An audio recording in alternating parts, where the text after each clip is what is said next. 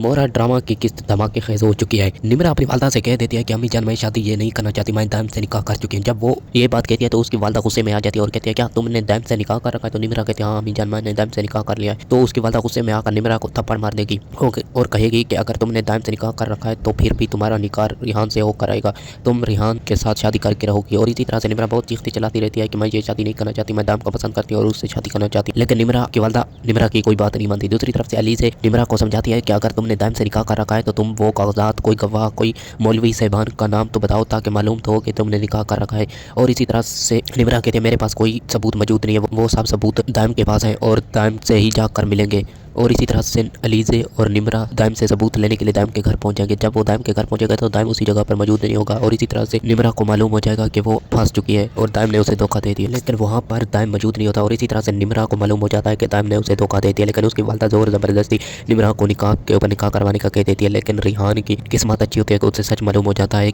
कि निम्रा ने पहले से निकाह कर रखा है। और इसी तरह से रिहान की वालदा बहुत ज़्यादा गुस्से में आ जाती है और कहती है कि आप लोगों जैसा घटिया खानदान में आने अपनी ज़िंदगी में नहीं देखा जो अपनी बेटी की इज्जत बचाने के लिए दूसरे का घर बर्बाद करने के लिए तैयार हो जाता है। और इसी तरह से वो निकाह किए बगैर बारात को छोड़कर चले जाएंगे। दूसरी तरफ से अलीज़े मौके का फायदा उठाते हुए बात कह देगी कि सिकंदर आखिरकार तुम्हारे किए करतूतों की सजा तुम्हारी बहन को मिल गई। जिस तरह से तुमने अनुशे को निकाह करके छोड़ दिया था आज उसका बदला पूरा हो गया। और इसी तरह से अलीज़े सिकंदर को वही सबूत दिखा देगी कि किस तरह से उसने अलीज़े को छोड़ा था। और इसी तरह से निम्रा को एहसास हो जाएगा कि उसे अपने भाई के गुनाहों की सजा मिल चुकी है। और इसी तरह से सिकंदर हाथ जोड़कर निम्रा से माफ़ी मांगेगा और कहेगा कि मुझे माफ़ कर दो, मुझसे बहुत बड़ी गलती होगी, मैं तुम्हारे साथ हूँ। और इसी तरह से निम्रा भागती हुई रोते हुए अपने कमरे में चली जाएगी। ये सब आपको ड्रामा सीरियल मोरा के आने वाली 9 एपिसोड में मालूम होगा।